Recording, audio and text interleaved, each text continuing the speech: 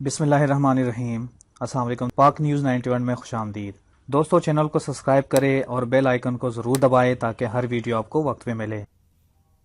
जाली accounts, Zardari money laundering case, फलूदे auto वाले के पास अकाउंट्स में अरबों रुपए और बहुत सी जाली अकाउंट्स में करोड़ों रुपए एकदम से ट्रांसफ़र होना, ये तो आप लोगों ने सुना होगा। आज के इस वीडियो में ये सब डिस्कस होगा। मनी लॉन्ड्रिंग स्टार्ट कैसी हुई, पैसे पहले किसके पास आए, किसके पास रखा गया पैसा, बैंक अकाउंट्स, जरदारी प्लानिंग और इन सब अकाउंट्स का आसिफ अली जरदारी का लिंक कैसे इस्टेब्लिश हो सकता है, और ये पैसा कैसे ट्रांसफ़र हुआ मुल्क से बाहर, कहाँ से ट्रांसफ़र हुआ, जाली अकाउंट, जरदारी मनी लॉन्ड्रिंग, जेदा में जरदारी का सबसे करीबी दोस्त का गिरफ्तार होना और मॉडल अयान अली का एतराफ़ करना और नाम एक्सपोज करना। ये कहानी है क्या, असल में मामला क्या है, शायद आप में से कुछ लोग जानते होंगे इसके बारे में। दोस्तों, जैसा कि आप सब जानते हैं कि इमरान खान पाकिस्तान के अंदर करप्ट, चोर और लुटेरे लोगों के पीछे पड़े हैं और उनकी पार्टी का बुनियादी मकसद भी करप्शन को इस मुल्क से ख़त्म करना है। और आज जब इमरान खान की गवर्नमेंट है, जो चोर और लुटेरे हैं उनकी तो चीखी निकल रही है, और वो चीखी इतनी ज़ोर से उनके निकल रही है कि आसमानों तक सुनाई दे रही है। इन करप्ट लोगों में एक नाम आसिफ अली जरदारी का है, जो इस मुल्क का बदतरीन करप्ट पॉलिटिशियन है। इमरान खान की हुकूमत में आने के बाद जरदारी को लगा कि अब इमरान खान ने मुझे नहीं छोड़ना और मेरा सख्त एहतिसाब करेगा, और जरदारी को पता था कि इमरान खान ने मुल्क की सलामती और तरक्की पर कोई कॉम्प्रोमाइज़ नहीं करना।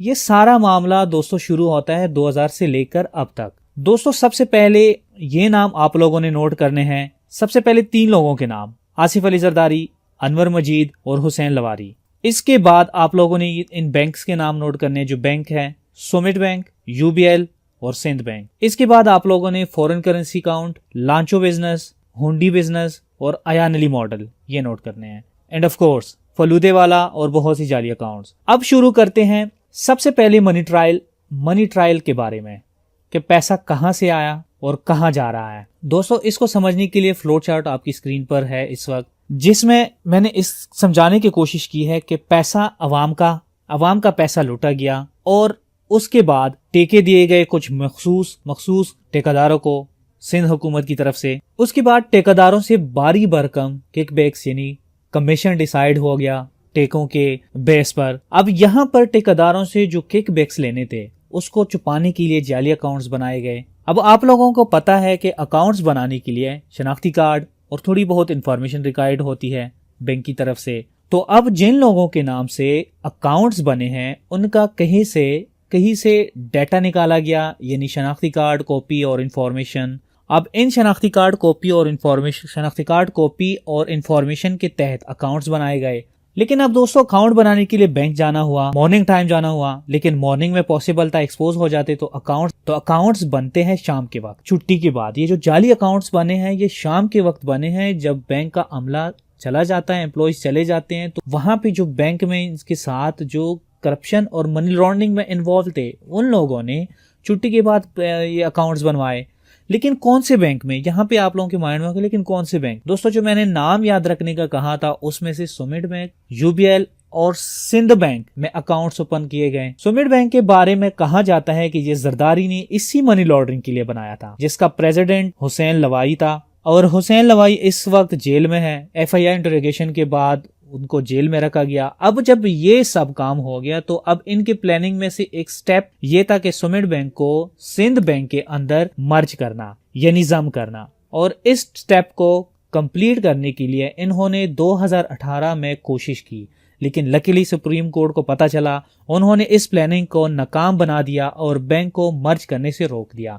बैंक को मर्ज करने का मकसद ये था कि जितनी भी अकाउंट्स बने हैं उसमें पैसा सब कुछ ट्रांसफर करके काम निकाल लेते हैं, क्योंकि दोस्तों Sindh bank already Sindh government के अंडर काम करता है। तो अगर ये मर्ज होता तो फिर मनी ट्रायल का किसी को कानो कान खबर नहीं होनी थी। खैर, अब दोबारा आते हैं जाली अकाउंट्स की तरफ।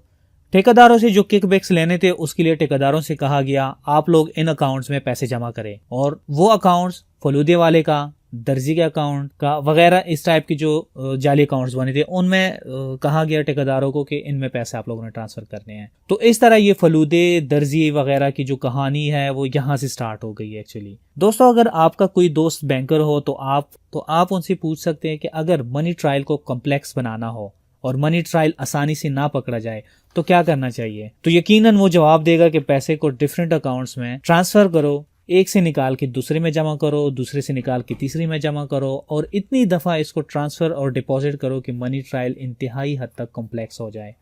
ये सब इसीलिए हो रहा था क्योंकि अगर पैसा डायरेक्ट जरदारी के अकाउंट्स में चला जाता तो आसानी से पकड़ा जाता, या फिर अगर उसकी कोई रिलेटिव के अकाउंट्स में डायरेक्ट चला जाता तो फिर भी पकड़े जाता और इनका सारा ये जो मिशन था, ये मामला था, एक्सपोज हो जाता। अब जब बैंक्स ने पैसे को बहुत ज़्यादा सर्कुलेट किया डिफरेंट अकाउंट्स के अंदर, तो फाइनल स्टेज आया कि अब इस पैसे को कैश करना है और कैश करने के बाद बाहर कैसे ट्रांसफ़र करें।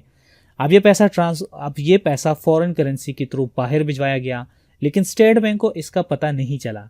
दोस्तों, आपके माइंड में डेफिनेटली ये आया होगा कि स्टेट बैंक को कैसे पता नहीं चला। हालांकि स्टेट बैंक को एकदम से पता चलना चाहिए था, लेकिन क्यों नहीं पता चला, उसकी एक वजह है। दोस्तों, 1992 में नवाज शरीफ के दौर में एक कानून बनाया गया था, protection of economic reforms act 1992। इस एक्ट में अगर आप लोग इसको पढ़ें तो इसमें जो पॉइंट नंबर 4 है वो बड़ा जबरदस्त किस्म का पॉइंट है। तमाम पाकिस्तान, जिसमें लिखा गया है तमाम पाकिस्तानी जो पाकिस्तान या पाकिस्तान से बाहर रहते हैं और वो तमाम लोग जिनके फॉरेन एक्सचेंज अकाउंट में पैसा हो या वो ट्रांसफ़र कर रहा हो या डिपॉजिट कर रहा हो, ऐसे शख्स से किसी किस्म से इंटरोगेशन नहीं की जाएगी और उससे नहीं पूछा जाएगा कि पैसा कहाँ से आया, कहाँ जा रहा है। कोई डिक्लेरेशन नहीं देने की जरूरत। और इसके अलावा अगर पॉइंट नंबर 5 को देख लो तो आप लोगों को 100% क्लियर हो जाएगा कि स्टेट बैंक ने क्यों नहीं पकड़ा और स्टेट बैंक को पता क्यों नहीं चला।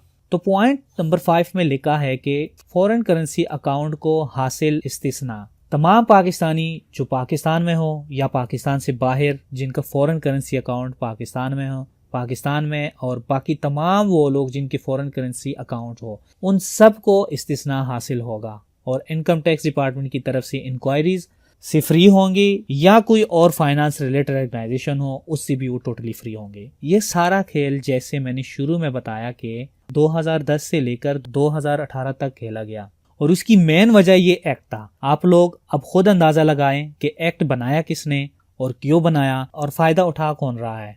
आई थिंक बताने की ज़रूरत नहीं, सारी बातें समझ आई होगी आप लोगों को। अगर नहीं आई तो बता देता हूं कि 1992 में लंदन फ्लैट्स खरीदे गए थे, लेकिन नवाज शरीफ ने कहा है कि 2006 में ओनरशिप ली गई है इस फ्लैट की। तो आप लोगों को अब शायद क्लियर हुआ होगा कि असल मामला क्या था इस एक्ट को बनाने के लिए, जो पीछे इसके मिशन और जो मकसद था वो यही था। खैर, ये तो समझ आ गई आप लोगों के पैसा किस तरीके से बाहर चला गया, पता नहीं कितने अकाउंट्स के दरमियान ट्रांसफर होने के बाद फॉरेन करेंसी एक्सचेंज के थ्रू बाहर चला गया। अब आते हैं ठेकेदारों के मामले में लिंक्स और किकबैक्स की तरफ।